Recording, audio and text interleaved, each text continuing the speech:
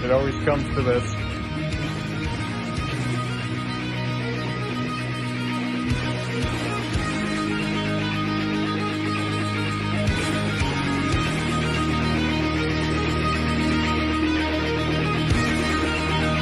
More nice.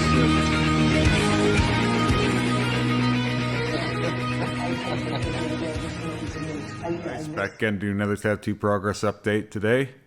Where I last left off, I showed off this back stretch of my arm here, the tricep area, and it's starting to flake, but not fully. So I guess that was 2.5 days ago. It was the end of the day, Tuesday, and here I am Friday morning. So pretty typical for me, maybe a little slow, realistically, but nothing crazy. I think it's going to be nice and dark now. Got a lot of contrast and kind of darker and lighter tones in there to pop out the front more than the back. Believe it or not, what we did back here is more valuable to the front than it is to the back itself here, as what it does is push the front forward to have that depth in the tricep there. So it's one of those hip bone connected to the thigh bone type deals where one part of the work directly impacts the surrounding structure of the work. So it's always just contributing to the body of work in total. So I believe we'll be heading down this way this following week, or we could be coming down this way. Either case, we'll be getting both sections over the next few weeks. And again, where it's all elaborately layered in and detailed. That's a couple hours of work for each individual part of the arm there. So sometimes it doesn't intuit, I think, when I'm talking about this stuff, just how detailed and all of this is, and it really decides the approach, where everything in here is done with liners and 7 mags. There are no spans where you can get in and wreak havoc with a giant mag like you can with some work.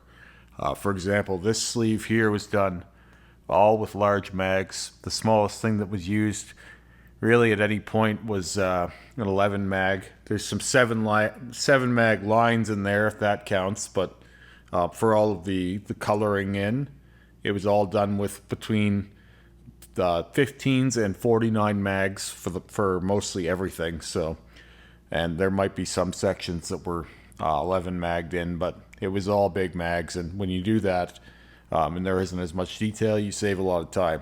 So, for example, this arm is, even though we've redone it so many times since this arm has been in motion, it has been effectively a quarter of the hours, I would say, where this one is into absurd numbers. This is a fairly moderate number of hours in comparison, which is still a lot by most people's standards.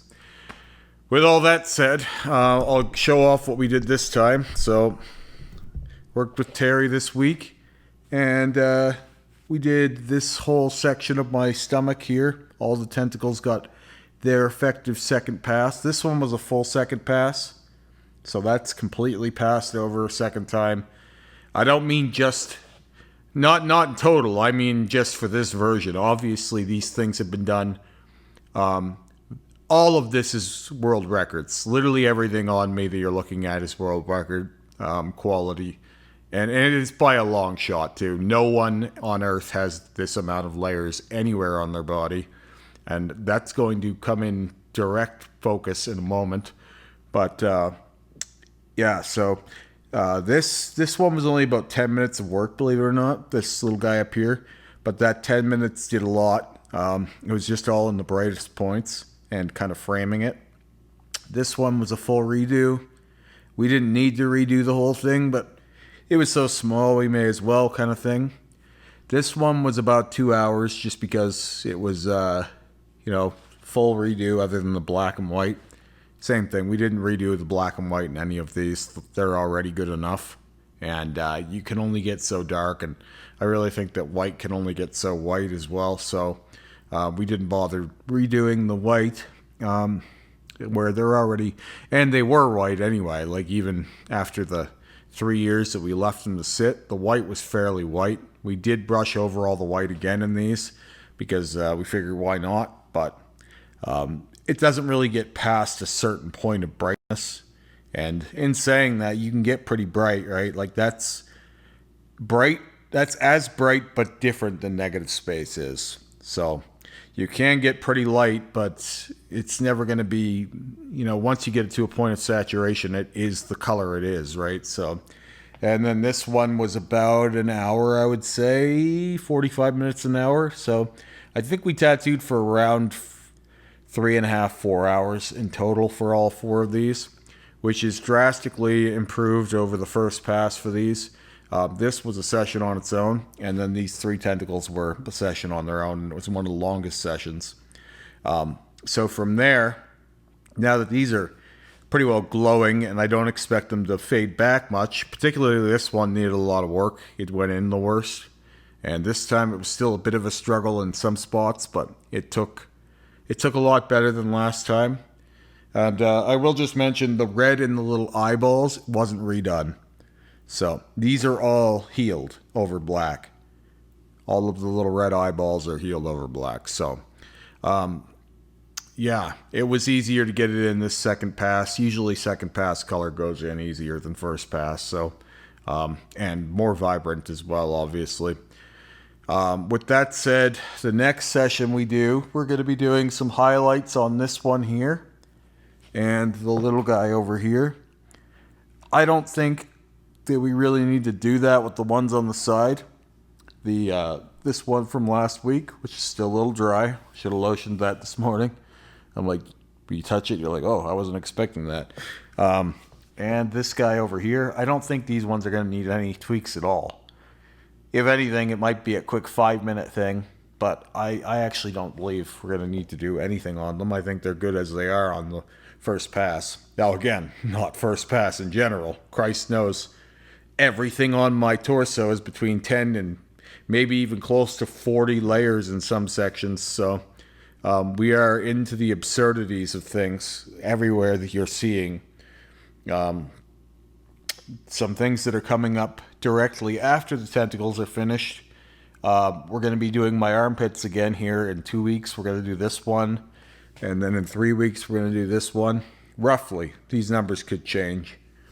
And then I have a whole new way to enhance the background behind all of this, because obviously we weren't going to leave the background if we refreshed and changed and recolored the entire foreground.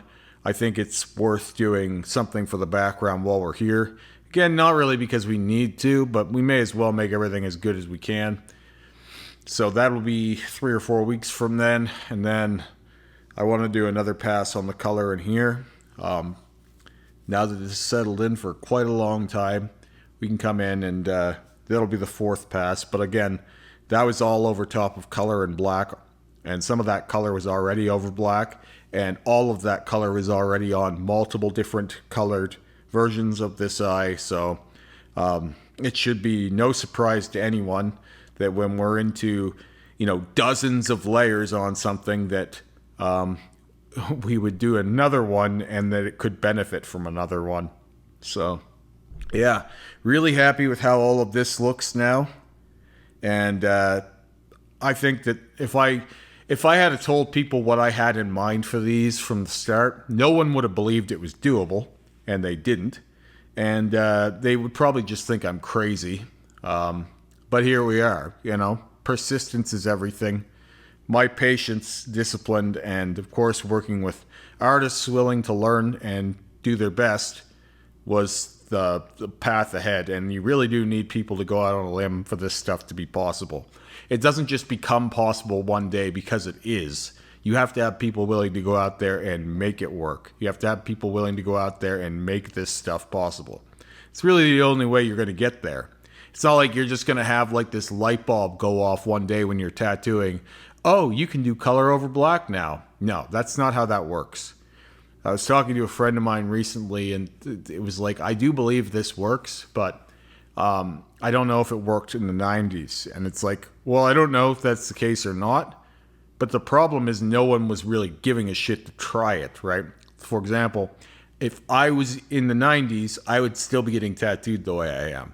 This is not subjective. This is like, you put EphemeralRemy in the 90s doing this, and I'm still doing this shit. So whether it would have taken longer or a shorter amount of time, I do believe it still would have been doable with the old tools. I just think that you need people that are willing to, put in the time to do it. And most people are still, most common questions I get are like, how many sessions does it take to do this?